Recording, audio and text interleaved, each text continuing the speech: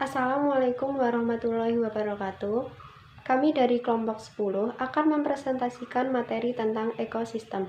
Sebelumnya, perkenalkan nama saya Mina Laili Rahmawati NIM A510210280 dan teman-teman saya diantaranya Cici Khalifatul Laili NIM A510210262, Diah Ayu Sulistianing Tias NIM A510210283, dan Rista Nugraheni NIM A510210268. Baiklah, langsung saja kita simak presentasi dari kelompok 10. Ekosistem adalah suatu sistem ekologi yang terbentuk dari hubungan timbal balik yang tidak dapat dipisahkan antara makhluk hidup dengan lingkungannya. Ekosistem sebagai suatu tatanan kesatuan yang secara utuh dan menyeluruh antara segenap unsur lingkungan hidup dan saling mempengaruhi. Menurut Undang-Undang Lingkungan Hidup tahun 1997, ekosistem adalah suatu kesatuan cara yang begitu utuh serta menyeluruh antara segenap unsur lingkungan hidup untuk saling mempengaruhi. Unsur-unsur lingkungan hidup ini dapat disebut juga unsur biotik dan abiotik, baik pada makhluk hidup maupun benda mati di dalamnya. Semua tersusun menjadi satu kesatuan dalam sebuah ekosistem yang masing-masing tidak dapat berdiri sendiri, melainkan harus saling berinteraksi, saling mempengaruhi, serta tidak dapat dipisahkan satu sama lain.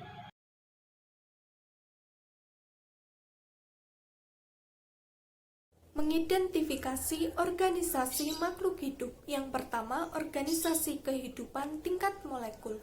Molekul adalah partikel penyusun organisme yang dibangun oleh atom-atom. Secara umum, organisme hidup mengandung molekul yang tersusun dari atom karbon, hidrogen, oksigen, dan nitrogen. Organisasi kehidupan pada tingkat molekul mempelajari berbagai makromolekul seperti karbohidrat, protein, lipid, dan asam nukleat seperti DNA dan RNA. 2. Organisasi kehidupan tingkat sel. Sel adalah unit struktural dan fungsional terkecil dari makhluk hidup atau organisme. Setiap tubuh makhluk hidup tersusun oleh sel. Ada makhluk hidup yang tersusun atas satu sel uniseluler, dan ada pula makhluk hidup yang tersusun atas banyak sel multiseluler. Sel mampu melakukan semua aktivitas kehidupan dan reaksi kimia untuk mempertahankan kehidupan yang berlangsung di dalam sel. Di dalam sel terdapat banyak organel yang melakukan fungsi tertentu. Misalnya, mitokondria berfungsi sebagai tempat respirasi seluler, ribosom berfungsi sebagai tempat sintesis protein, dan nukleus berfungsi mengatur semua aktivitas sel. Yang ketiga adalah organisasi kehidupan tingkat jaringan. Jaringan adalah kumpulan sel yang memiliki bentuk dan fungsi yang sama. Pada makhluk hidup, terdapat berbagai jenis jaringan, seperti jaringan pada hewan, dibedakan menjadi jaringan epitel, jaringan ikat yang terdiri dari jaringan ikat padat, jaringan ikat longgar, tulang, darah, dan limfa, jaringan otot, dan jaringan saraf.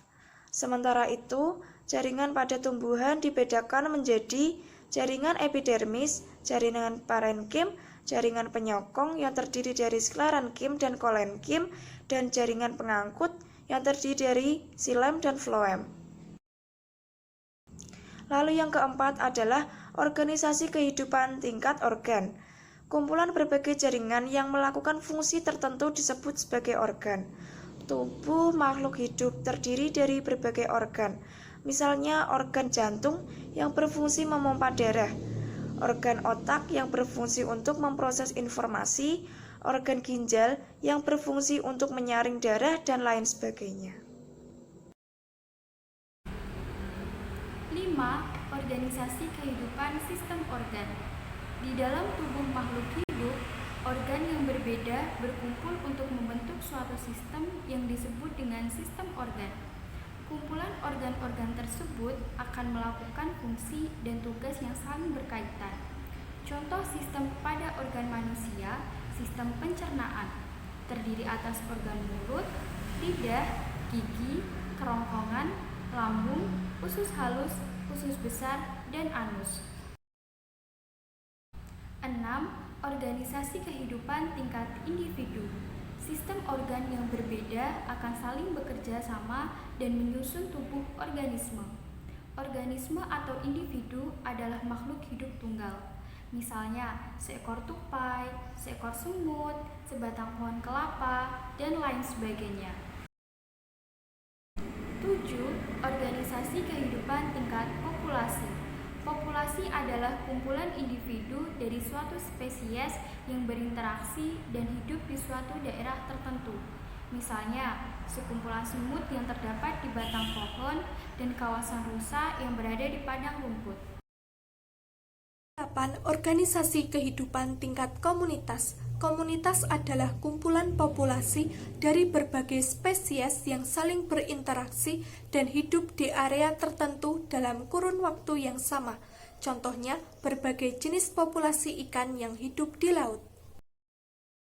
9. Organisasi kehidupan tingkat ekosistem. Seluruh komunitas dan lingkungan fisik atau abiotik yang saling berinteraksi disebut ekosistem. Dalam ekosistem, organisasi kehidupan berlangsung dengan cara yang sangat kompleks. Antara populasi ada hubungan simbiosis dan energi, serta siklus materi. Siklus energi ini terjadi melalui suatu peristiwa makanan yang membentuk rantai makanan. Bahkan terdapat siklus energi yang lebih luas dan rumit dalam suatu jaring-jaring makanan. Di dalam ekosistem, hubungan antara organisme biotik atau makhluk hidup tidak terlepas dari faktor abiotik. Organisasi kehidupan tingkat bioma. Bioma adalah satuan daerah daratan yang luas di bumi, bercirikan sejenis tumbuhan dominan di daerah tersebut. Contohnya bioma gurun, bioma taiga, bioma hutan hujan tropis, dan bioma tundra.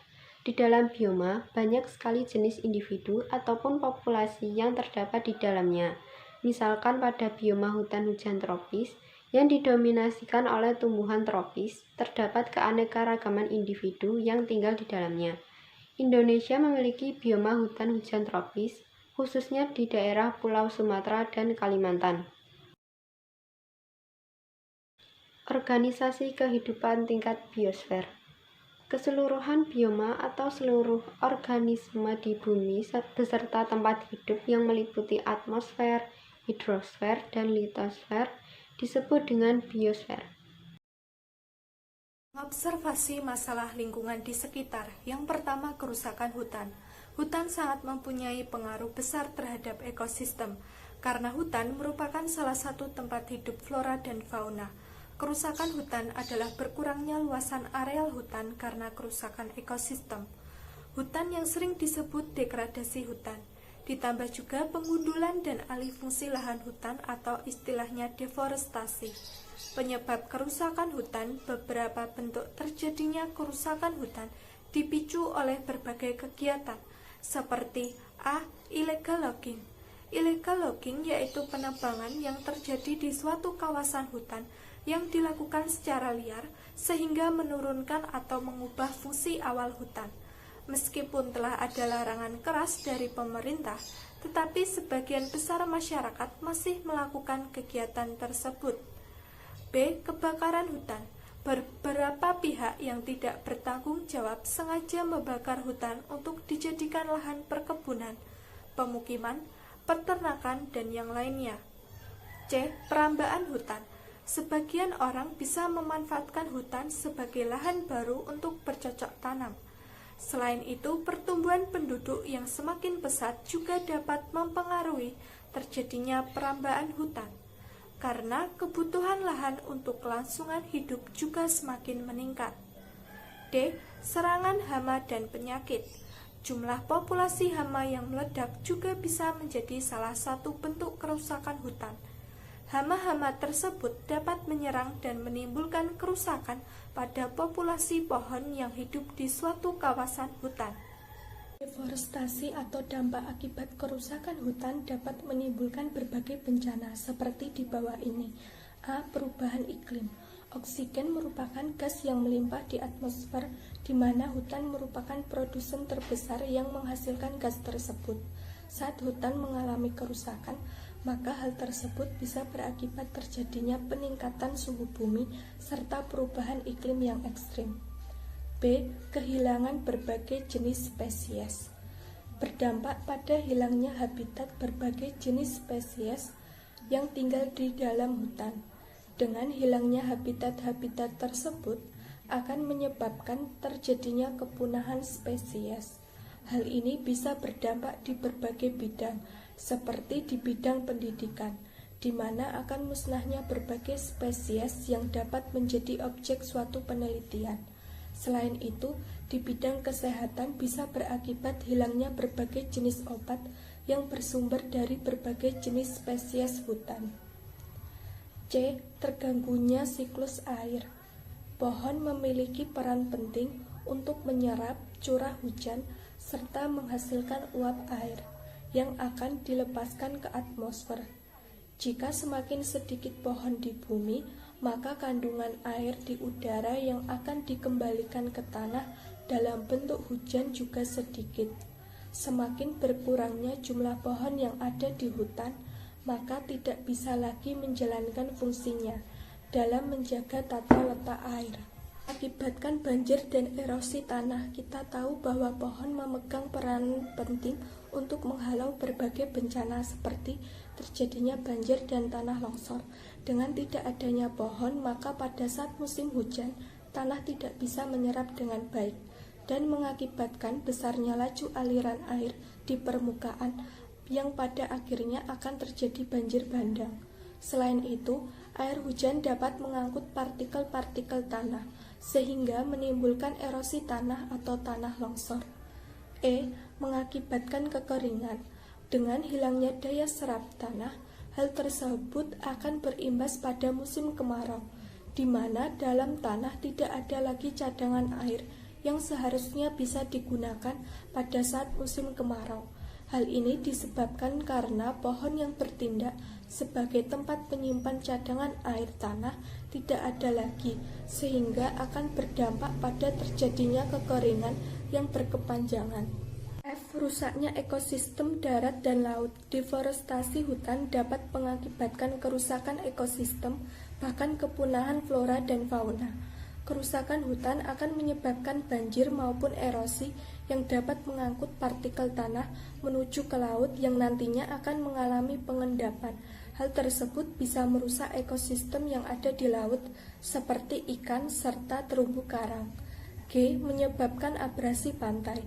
Eksploitasi hutan secara liar tidak hanya dilakukan oleh pihak-pihak tak bertanggung jawab di kawasan hutan yang ada di darat saja. Kegiatan tersebut juga bisa dilakukan terhadap hutan-hutan mangrove yang berfungsi untuk melindungi pantai dari terjangan gelombang dan badai yang berada di pesisir pantai. Jika hal tersebut terus dibiarkan, akan berakibat terjadinya abrasi pantai. H. Kerugian ekonomi.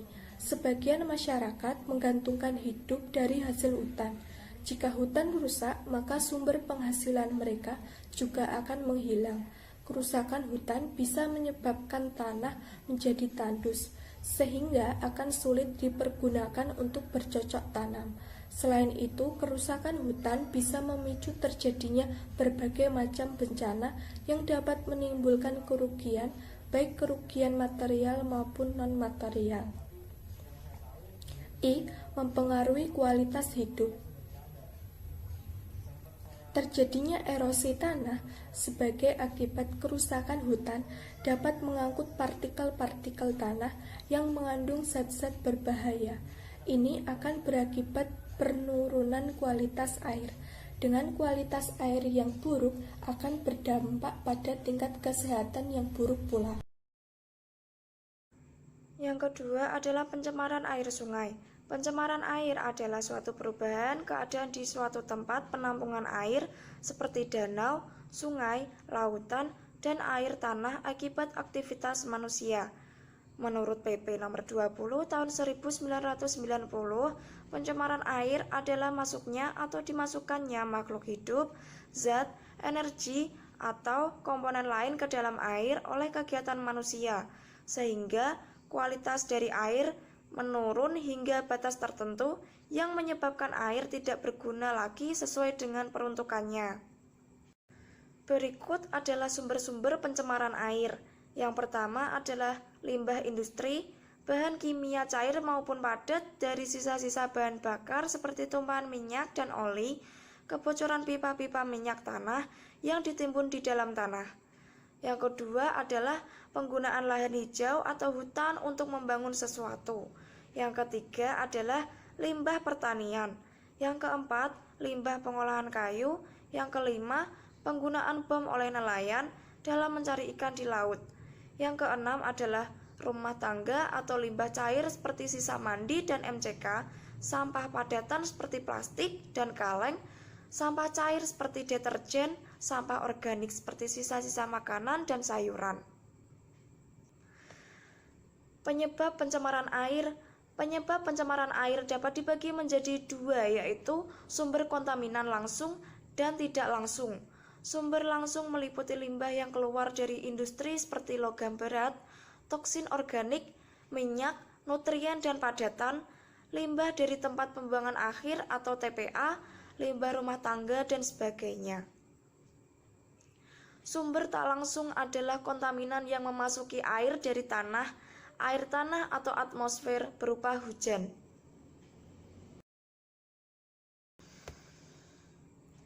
Dampak pencemaran air. Yang pertama adalah dampak terhadap kehidupan biota air. Jika terlalu banyak zat pencemaran pada air, limbah akan menurunkan kadar oksigen dalam air. Akibatnya, kehidupan dalam air terganggu dan bakteri-bakteri di air akan mati. Maka proses penjernihan air secara alami pada air limbah juga terhambat. Yang kedua adalah dampak terhadap kualitas air tanah. Pencemaran air tanah merupakan kondisi tanah sebagai tempat berkumpulnya air tercemar oleh polutan sehingga air yang berada di dalamnya juga ikut tercemar, seperti berubahnya tingkat kejernihan air, suhu air tanah, warna dan rasa air tanah, pH air tanah, serta munculnya bakteri-bakteri berbahaya di dalam air tanah. Lalu yang ketiga, dampak terhadap kesehatan. Dampak pencemaran air terhadap kesehatan akan menularkan berbagai macam penyakit, antara lain, yang pertama, air sebagai media untuk hidup mikroba patogen penyebab penyakit. Yang kedua, air menjadi sarang serangga yang menyebarkan penyakit. Yang ketiga, jumlah air yang tersedia tidak cukup, sehingga orang tidak dapat membersihkan diri. Lalu yang keempat, dampak terhadap estetika lingkungan. Banyak zat organik yang dibuang ke lingkungan, maka perairan tersebut semakin tercemar yang ditandai dengan bau yang menyengat. Juga diikuti dengan tumpukan yang dapat mengurangi estetika lingkungan. Pencemaran tanah. Tanah merupakan salah satu komponen terpenting dalam keberlangsungan hidup manusia, sama halnya dengan air dan udara. Pencemaran tanah adalah keadaan suatu kondisi di mana bahan atau zat kimia buatan manusia masuk dan merubah lingkungan tanah alami. Penyebab pencemaran tanah dapat disebabkan beberapa hal, di antaranya yang pertama, bahan atau benda yang tidak dapat didaur ulang, misalnya plastik, kaca, logam, dan karet. Jika benda-benda tersebut tertimbun dalam tanah, maka struktur tanah menjadi rusak. Kedua, zat kimia, misalnya sisa pestisida dari pertanian yang meresap ke dalam tanah ataupun sisa limbah industri dan rumah tangga seperti deterjen dan lainnya. Ketiga, pengikisan lapisan humus tanah atau topsoil oleh air. Yang keempat, deposit senyawa asam dari peristiwa hujan asam. Dampak pencemaran tanah. Dampak yang ditimbulkan dari pencemaran tanah sangat kompleks, baik itu bagi kesehatan, ekosistem, dan tentu saja dampak langsung yang sangat terasa adalah di bidang pertanian. 1. Dampak pencemaran tanah terhadap kesehatan. Bergantung pada jenis polutannya, kromium, berbagai macam pestisida dan herbisida adalah bahan karsinogenik bagi semua populasi. Timbal yang merupakan bahan berbahaya, terutama untuk anak-anak, dapat menyebabkan kerusakan otak dan ginjal. Paparan kronis terhadap benzena dapat meningkatkan terkena leukemia. Merkuri atau air raksa dan siklodiena dapat menyebabkan kerusakan ginjal. PCB dan siklodenia dapat menyebabkan keracunan hati. Organofosfat dan karmabat mengakibatkan gangguan pada saraf otot. Klorin dapat merangsang perubahan pada hati dan ginjal, juga menyebabkan penurunan sistem saraf pusat. Kedua, dampak pencemaran tanah terhadap ekosistem. Perubahan kimiawi pada tanah yang diakibatkan bahan kimia menyebabkan perubahan metabolisme dari makroorganisme endemik dan arthropoda yang hidup di lingkungan tanah tersebut. Dari perubahan kimiawi tersebut juga dapat mengakibatkan kematian spesies primer tertentu dari rantai makanan dan tentu juga akan mempengaruhi level rantai makanan di atasnya sebagai predator. 3. Dampak pencemaran tanah terhadap pertanian. Pencemaran tanah yang diakibatkan beberapa penyebab yang sudah saya sebutkan tadi akan berdampak langsung mengurangi tingkat kesuburan dan struktur tanah, dan juga tentu saja akan berdampak langsung terhadap perkembangan tanaman yang akhirnya akan mengurangi jumlah produksi. Pencemaran udara. Pencemaran udara dapat berupa penurunan kualitas udara karena masuknya unsur-unsur berbahaya ke dalam udara atau atmosfer bumi. Unsur-unsur berbahaya yang masuk ke dalam atmosfer bumi tersebut bisa berupa karbon monoksida, nitrogen dioksida, klorofluorokarbon, karbon dioksida, dan lain-lain. Pencemaran udara bisa disebabkan oleh dua faktor, yaitu faktor alam dan faktor manusia.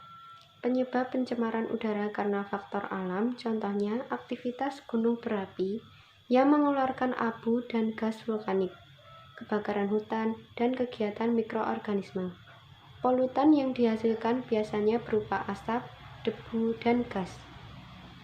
Penyebab polusi udara yang kedua adalah faktor manusia dengan segala aktivitasnya.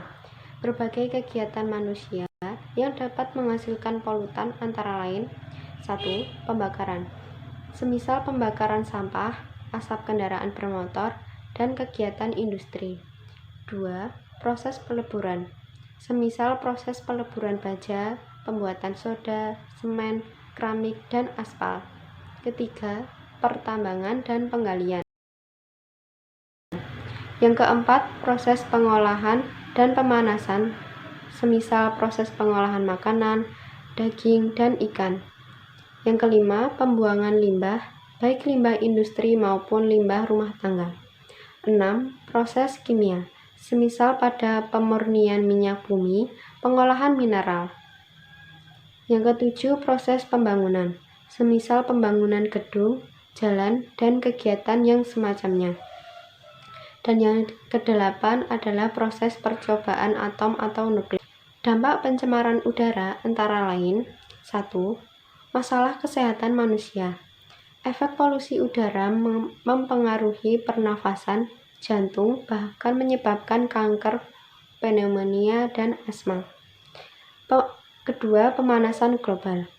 Dampak polusi udara karena pemanasan global seperti meningkatnya suhu di seluruh dunia, meningkatkan permukaan laut, dan menyebabkan pencairan es di daerah yang lebih dingin dan gunung es. Hal tersebut mengakibatkan hilangnya habitat bagi sebagian spesies hewan. Spesies tanaman di daratan maupun perairan juga ikut terkena dampak, khususnya terhadap perubahan suhu. Yang ketiga, hujan asam. Gas berbahaya seperti nitrogen oksida dan sulfur oksida dilepaskan ke atmosfer selama pembakaran bahan bakar fosil seperti minyak bumi dan batu bara. Saat hujan, tetesan air bergabung dengan polutan udara ini menjadi asam dan kemudian jatuh ke tanah dalam bentuk hujan asam. Hujan asam dapat menyebabkan kerusakan besar pada manusia, hewan, dan tanaman. Yang keempat, eutrofikasi. Eutrofikasi adalah kondisi di mana sejumlah besar nitrogen dalam beberapa polutan bahan kimia berkembang di permukaan laut. Akibatnya, muncul gangguan yang berdampak buruk pada spesies ikan, tanaman, dan hewan. Yang kelima, efek negatif pada satwa liar. bahan kimia beracun di udara memaksa spesies satwa liar pindah ke tempat baru. Polutan beracun mengendap di atas permukaan air dan juga dapat mempengaruhi hewan laut. Dan yang keenam, penipisan lapisan ozon. Ozon ada di stratosfer bumi dan berfungsi melindungi manusia dari sinar ultraviolet yang berbahaya. Lapisan ozon yang menipis berakibat tembusnya sinar ultraviolet ke bumi dan menyebabkan masalah kulit dan mata. Upaya yang telah dilakukan untuk mengatasi masalah ekosistem. 1. Upaya yang dilakukan untuk mencegah kerusakan hutan. Mendukung pelestarian hutan. Mendukung pelestarian hutan dapat dilakukan dengan cara mengikuti penyuluhan, membantu meningkatkan kesadaran pemeliharaan hutan pada orang sekitar, mendukung keberadaan hutan lindung dan konservasi hutan lainnya, juga menerapkan sikap menjaga hutan dalam kehidupan sehari-hari. Tidak mengalihfungsikan hutan. Hutan dirusak tidak hanya untuk mengambil hasil kayunya, tetapi juga untuk membuka lahan. Hutan dialihfungsikan sebagai lahan pertanian, perkebunan, perumahan, industri, transportasi, lahan pembangkit listrik, dan juga berbagai bangunan lainnya. Sehingga sebaiknya tidak mengalihfungsikan lahan hutan untuk kepentingan manusia. Melakukan reboisasi. Kita harus melakukan reboisasi atau penanaman kembali hutan yang gundul agar pelestarian hutan dapat terjaga. Tidak membuang sampah ke hutan.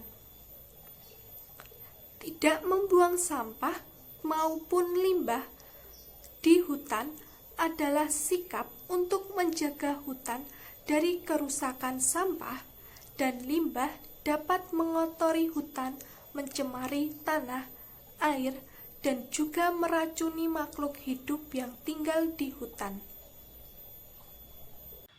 Upaya yang dilakukan untuk mencegah pencemaran udara. Yang pertama, beralih dari kendaraan pribadi ke transportasi umum. Asap dari kendaraan pribadi menghasilkan polusi udara. Dengan beralih dari kendaraan pribadi ke transportasi umum, pencemaran udara akibat asap kendaraan pun bisa dikurangi. Yang kedua, bersepeda dan berjalan kaki saat bepergian dalam jarak dekat. Selain tidak menghasilkan polusi, bersepeda dan berjalan kaki juga baik untuk kesehatan tubuh. Yang ketiga, tidak membakar sampah. Sebagian orang mungkin berpikir bahwa membakar sampah dapat mengurangi masalah timbunan sampah. Padahal, kebiasaan buruk ini merupakan salah satu penyebab pencemaran udara. Asap hasil pembakaran sampah berbahaya bagi kesehatan tubuh karena mengandung zat-zat beracun. Yang keempat, menghentikan kebiasaan merokok. Menghentikan kebiasaan merokok tidak hanya bermanfaat untuk mengurangi polusi saja, tetapi juga baik untuk melindungi diri Anda dan orang-orang di sekitar Anda dari berbagai jenis penyakit yang disebabkan oleh asap rokok, seperti penyakit jantung, asma, bronkitis, dan kanker. Yang kelima, membatasi pemakaian listrik. Tenaga listrik di Indonesia kebanyakan masih diperoleh dari mesin pembangkit listrik yang menggunakan minyak atau batu bara, sehingga menciptakan banyak asap dan polusi. Dengan membatasi penggunaan listrik dari hal-hal kecil, seperti tidak menggunakan lampu pada siang hari dan mematikan alat elektronik bila tidak digunakan. Yang keenam, memelihara lebih banyak tanaman. Dengan memperbanyak tanaman di dalam rumah atau berkebun di sekitar rumah, tanaman akan melepaskan oksigen dan menarik karbon dioksida dari udara, sehingga udara di dalam rumah dan lingkungan sekitarnya menjadi lebih segar. Menanam beberapa jenis tanaman hias yang diketahui mampu mengurangi polusi udara, seperti lidah mertua, karet kebo, palem bambu, dan spider plant. Upaya yang dilakukan untuk mencegah terjadinya pencemaran air di sungai, yaitu yang pertama, menghancurkan limbah anorganik. Yang kedua, mengolah limbah anorganik atau plastik untuk didaur menjadi barang berguna lagi. Yang ketiga, mengolah limbah anorganik atau kaleng bekas menjadi tempat bumbu makanan. Yang keempat, mengolah limbah anorganik atau kertas didaur ulang menjadi kertas daur ulang. Lalu yang kelima, mengolah limbah organik atau sayuran untuk makanan kelinci, kambing, dan hewan-hewan ternak lainnya. Yang keenam, mengolah limbah organik atau sisa makanan dan daun-daun menjadi kompos dan lain-lain. Lalu yang ketujuh, tidak membuang sampah di sungai atau sumber air lainnya. Lalu yang kedelapan, rutin melakukan upaya pembersihan sumber air. Lalu yang kesembilan, tidak mendirikan kawasan industri yang dekat dengan sumber air. Lalu yang kesepuluh, menanam pohon di sekitar sumber air. Cara penanggulangan pencemaran tanah antara lain sebagai berikut. 1. Mengajak dan mensosialisasikan kepada petani untuk tidak menggunakan pestisida atau zat kimia lain secara berlebihan, serta memberikan penyuluhan mengenai dampak buruk akibat penggunaan pestisida bagi tanah. Yang kedua, tidak membuang sampah sembarangan, terutama jenis sampah plastik. Jenis sampah tersebut tidak mudah hancur dan dapat meracuni tanah. Yang ketiga, memisahkan sampah plastik dari sampah organik dan membuat sampah plastik diolah kembali agar dapat menghasilkan barang yang berguna. Menghentikan penebangan hutan secara liar sehingga hutan tetap terjaga keasliannya.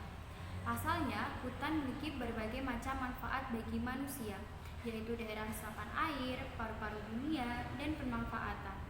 Keempat, melakukan penghijauan di lahan yang kritis dan hutan-hutan yang sudah gundul. Kelima, membersihkan tanah dari sampah-sampah beracun seperti sampah plastik dan sampah-sampah berbahaya lainnya. Keenam, untuk lahan pertanian, petani dianjurkan untuk menanam tanaman yang bervariasi agar kualitas tanah tetap subur. Ketujuh, untuk lahan pertanian di daerah yang kemiringannya relatif curam, sebaiknya digarap dengan sistem terasering untuk mengurangi erosi tanah. Saya akan menjelaskan upaya apa saja yang dapat dilakukan untuk menyelesaikan masalah yang ada di lingkungan. Yang salah satunya yaitu membuat kompos organik dari sampah rumah tangga. Yang pertama adalah siapkan ember bekas atau pot besar. Wadah tersebut di bagian bawahnya telah dilubangi untuk jalan keluarnya air. Lalu, masukkan daun kering ke dalam wadah. Kemudian masukkan tanah.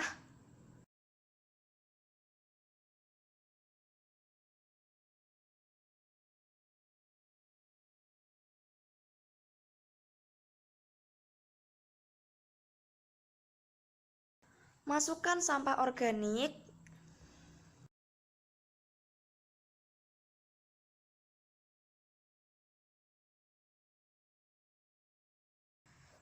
Kemudian, masukkan cangkang telur secukupnya.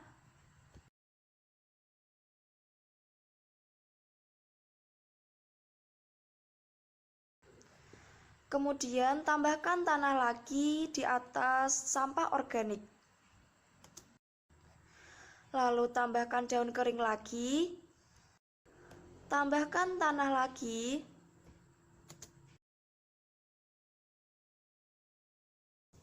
Yang terakhir adalah siram air dengan air cucian beras sampai basah seluruhnya. Biarkan air hingga meresap ke bawah dan diamkan selama 1 bulan. Di sini saya akan mendaur ulang sampah anorganik, yaitu botol bekas menjadi barang yang bisa digunakan atau pot tanaman. Untuk alat dan bahannya ada 1 buah botol bekas yang sudah dibersihkan, cutter atau gunting, spidol permanen, cat akrilik, dan kuas. Langkah yang pertama, potong ujung botol menggunakan cutter.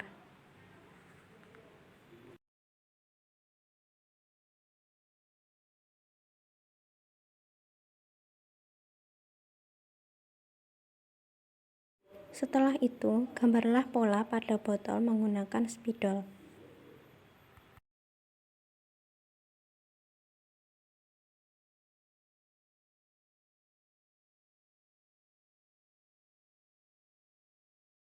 Kemudian, potong botol sesuai pola yang sudah dibuat menggunakan cutter.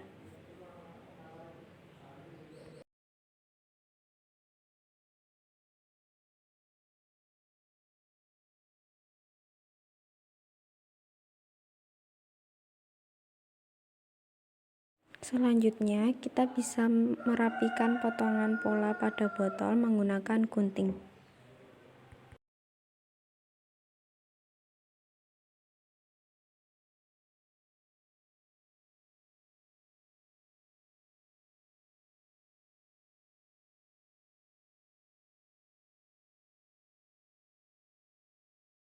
Jangan lupa membuat tempat resapan air dengan cara melubangi bagian bawah botol.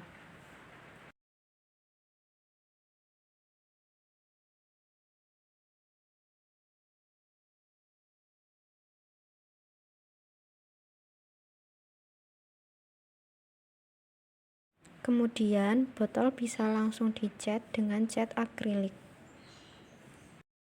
Setelah cat kering, pot bisa langsung digunakan.